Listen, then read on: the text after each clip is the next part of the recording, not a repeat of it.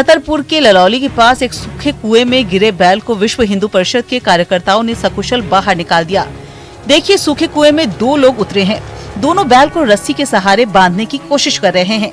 थोड़ी मुश्किल के बाद ये लोग बैल को रस्सियों से बांधने में सफल हो जाते हैं। इसके बाद एक ट्रैक्टर के सहारे बैल को कुएं से खींचकर बाहर निकाल लिया जाता है।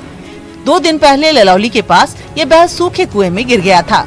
25 फीट गहरे कुएं से बैल का खुद से बाहर निकलना नामुमकिन था। 2 दिन तक बैल कुएं में फंसा रहा।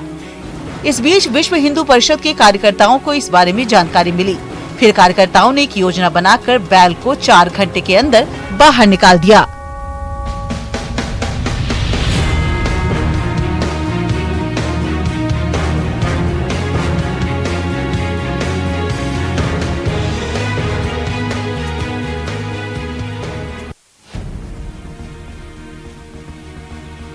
सुकमा घोर नक्सल प्रभावित जगरगुंडा के दौरे पर एसपी खुद निकले।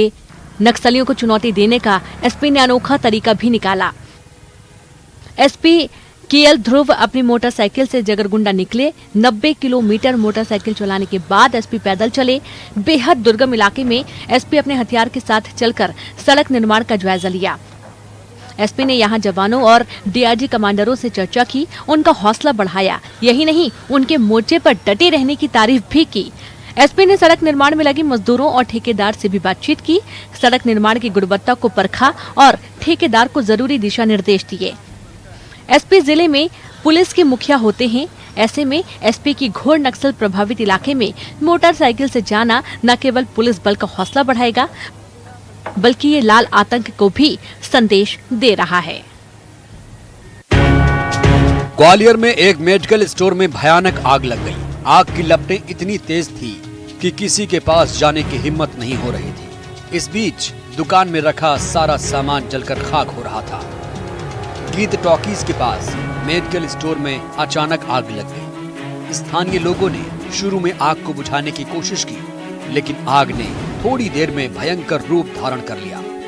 इस बीच दमकल की टीम को सूचना दी गई। दमकल के पहुंचने के बाद आग पर काबू पाया जा सका। आग की वजह से लाखों के नुकसान की आशंका जताई जा रही है। वहीं आग कैसे लगी, इसकी जांच की जा रही है।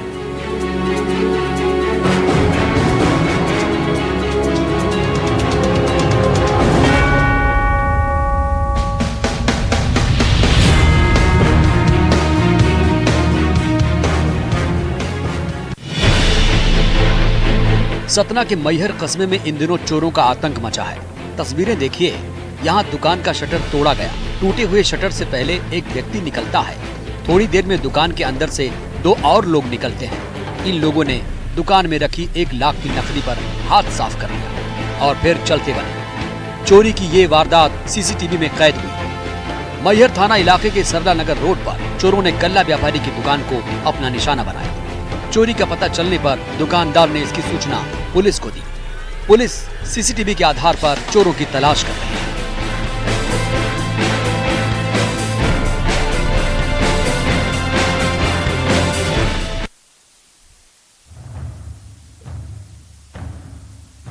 मंदसौर में राम टेकरी में परशुराम द्वार का एक हिस्सा गिर गया है।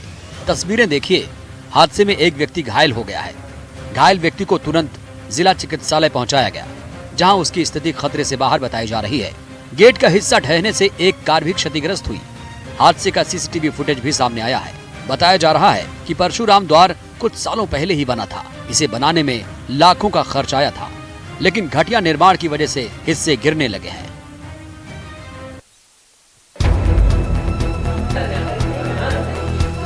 तस्वीरें गुना के कुमराज नसबंदी कैंप की हैं। देखिए, नसबंदी करवाने आई महिलाएं जमीन पर लेटी हैं। कड़ाके की सर्दी में अस्पताल की तरफ से ठंडे से बचने के लिए यहाँ कोई इंतजाम नहीं किया गया।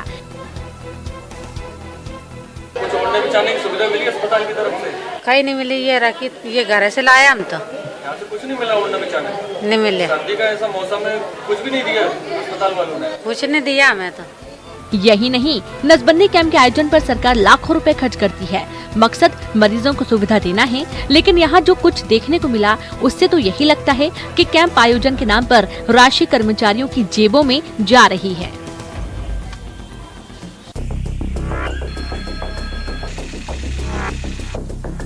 जबलपुर में इन दिनों हवाला कारोबारियों का हब बनता जा रहा है। जबलपुर रेलवे स्टेशन पर आरपीएफ ने एक बार फिर शख्स को 25 लाख कैश के साथ पकड़ा है। आरपीएफ के कमांडेंट ने बताया कि गरीब रथ एक्सप्रेस जब प्लेटफॉर्म नंबर 1 पर खड़ी हुई तो मेन गेट से एक युवक गेट के अंदर आता दिखा, लेकिन उसकी संदिग्ध हरकतें देख आरपीएफ टीम को शक हुआ और इसी के आधार पर उसके बैग की तलाशी ली गई। बैग से 25 लाख कैश मिला है। मतलब पासिंग के लिए स्टाफ ड्यूटी लगती है, तो ऐसे में कई सारे गेट्स पे स्टाफ की ड्यूटी थी। तो एक गेट पे एक वैन आके खड़ी हुई और एक बंदा उतरा उससे, और उसका ड्राइवर से कुछ नॉर्मल ऐसे बहस वगैरह हो रही थी। तो दूर से स्टाफ ने देखा तो उसने अप्रोच करने की कोशिश की कि क्या मामला है। तब तक वो जो बंदा उतरा था बैग लेकर के, वो तेजी से ट्रेन की तरफ गया और ट्रेन में चढ़ के बैठ गया। तो मेरा बंदा भी पीछे पीछे से गया और वो वैन इधर से रिटर्न हो गई और तेजी से प्रेमाइसेस से बाहर निकल गई।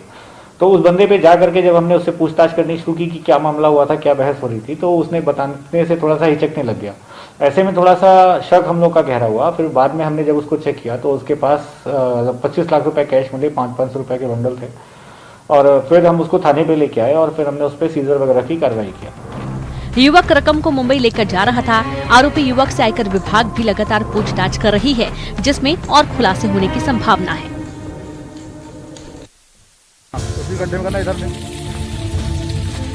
जिन ड्रमों को आबकारी पुलिस जमीन पर गिरा रही है, उनमें अवैध शराब भरा हुआ है। जबलपुर के पनागर जंगल में ककराई तालाब के किनारे कच्ची शराब बनाई जा रही थी। आबकारी को इस शराब फैक्ट्री के बारे में जानकारी मिली। इस सूचना के आधार पर विभाग की टीम ने कार्रवाई की और बड़ी मात्रा में अवैध शराब जब्त कर नष्ट कर दिया। सूचना प्राप्त हुई थी कि पनागर के पास ककराई तालाब के पास जो जंगल है, वहां पर भारी मात्रा में अवैध कच्ची शराब बनाया जाता है। सूचना पर जो है तो आज सुबह वहां दबिश दी गई। तो वहां कम से कम 32 ड्रमों में भरा हुआ महुआ है, 2 जरीकेनों और 2 ब्लाडरों में भरी हुई 140 लीटर हाथ भट्टी कच्ची शराब और 3 चढ़ी हुई भट्टियां जो है तो बरामद हुई। लेकिन चूंकि घना जंगल है और गाड़ियां दूर से दिख जाती हैं, इसलिए जो है तो वहां से बनाने वाले आरोपी जो है तो फरार होने में सफल रहे हैं। हालांकि आरोपी भागने में सफल रही। आबकारी विभाग का कहना है कि जल्द मामले में गिरफ्तारी होगी।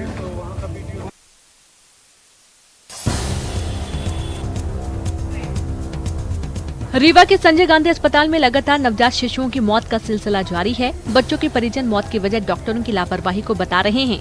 यहाँ एक दिन में 4 और हफ्ते भर में 15 बच्चों की जान जा चुकी है। लेकिन इतनी मौतों के बाद भी अस्पताल प्रबंधन अपनी गलती को सुधारने के बजाय लगातार उनको छुपाने में लगा हुआ है। न्यूज 18 के स्टिंग ऑपरेशन में भी अस्पताल के सीनियर डॉक्टर नरेश बजाज ने इस बात को स्वीकार किया है कि यहाँ हर दिन 3 से 4 बच्चों की मौत हो रही है। लेकिन उन्होंने मृत्यु का कारण नवजात शिशुओं का देर से अस्पताल के भीतर भर्ती कराना बताया है। सर, मैं यहाँ मेरी बहू का डिलीवरी हुआ था परसों 6:45 में। मेरे को बोला कि आरसीयू में ले जाओ, यहाँ ले आया। यहाँ बोलते थे तुम्हारा कोई काम नहीं, गेट के बाहर जाओ। और हम लोगों को अंदर नहीं जाने देते थे बच्चा देखने के लिए। बोलता है इन्फेक्शन हो जाएगा। और पता नहीं क्या क्या दवाई किए हैं कि बच्चा मेरा एक्सपायर हो गया। हालांकि उनकी अपनी दलीलें हैं, लेकिन बच्चों की मौत का सिलसिला रुकने का नाम नहीं ले रहा है।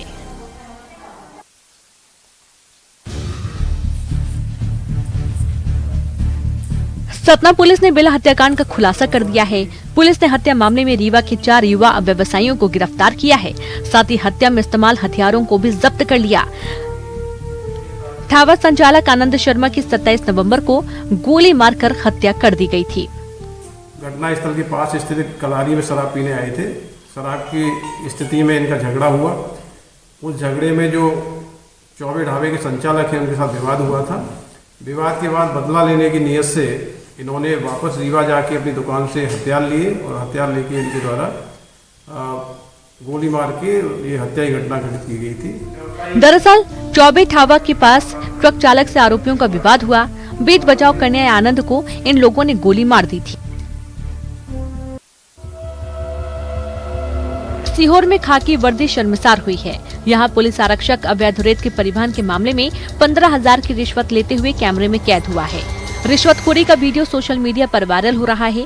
नसरुल्लागंज तहसील के गोपालपुर थाने में पदस्थ आरक्षक रविंद्र मेहरा ने गोरखपुर गांव के निवासी ब्रजेश मीना से रिश्वत ले रहा था। इस दौरान कुछ लोगों ने वीडियो बना लिया।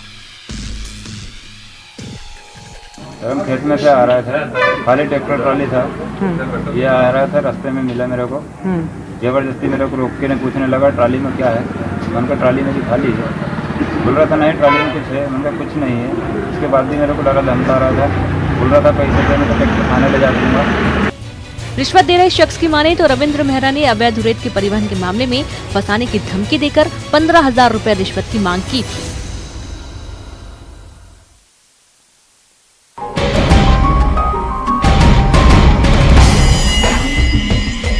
छत्तीसगढ़ में धान खरीदी शुरू हो गई है और ऐसे में दूसरे राज्यों से धान छत्तीसगढ़ न आ सके, इस प्रशासन ने इंतजाम किया गया है।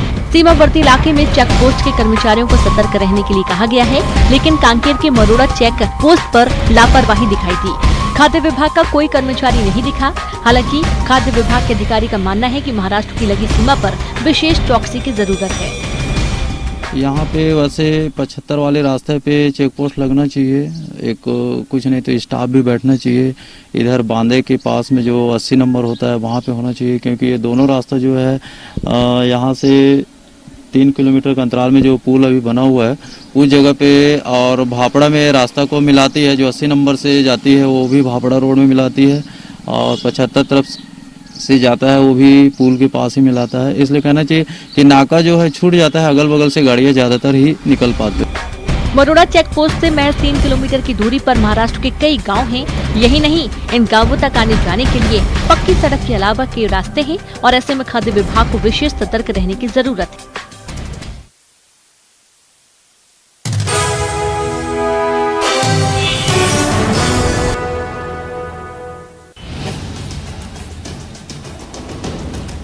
कवर्धा पुलिस की गिरफ्त में आए ये लोग शातिर चोर हैं। ये सभी लोग अलग अलग चोरी की वारदातों में शामिल रहे हैं। पुलिस के मुताबिक शहर में पिछले दिनों 3 बड़ी चोरियां हुई थीं। इन चोरियों को पकड़े गए आरोपियों ने अंजाम दिया था। मोबाइल दुकान, कपड़ा दुकान के अलावा इन लोगों ने कई घरों में चोरियों की वारदात को अंजाम दिया। आरोपियों के पास से पुलिस ने बड़ी मात्रा में चोरी का सामान बरामद कर लिया है। बीते कुछ दिनों से शहर में चोरी की कई वारदातें हुई थीं और इस वजह से पुलिस की किरकिरी भी हो रही थी। लिहाजा पुलिस ने एक टीम का गठन किया और चोरों की तलाश में जुट गई। आखिरकार चोरों को पुलिस ने दबोच लिया। आरोपियों को पुलिस ने कोर्ट में पेश किया। कोर्ट ने इन्हें जेल भेज दिया है।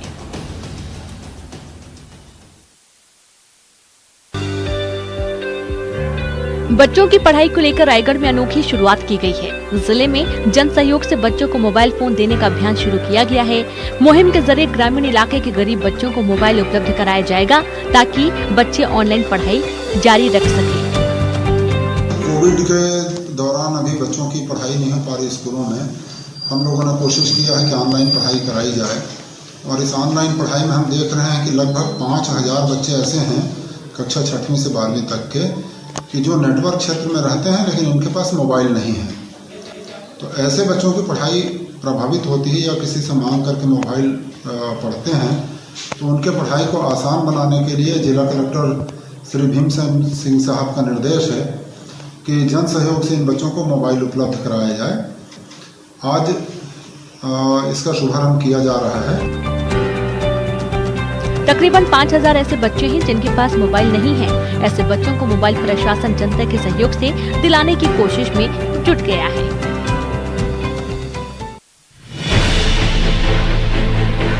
डाकघर में जिन लोगों का बचत खाता है उनके लिए जरूरी खबर है। दरअसल डाकघर ने बचत खातों में मिनिमम बैलेंस को लेकर नियमों में बदलाव किया है। ये बदलाव अगले साल 31 मार्च से प्रभाव में आ जाएंगे।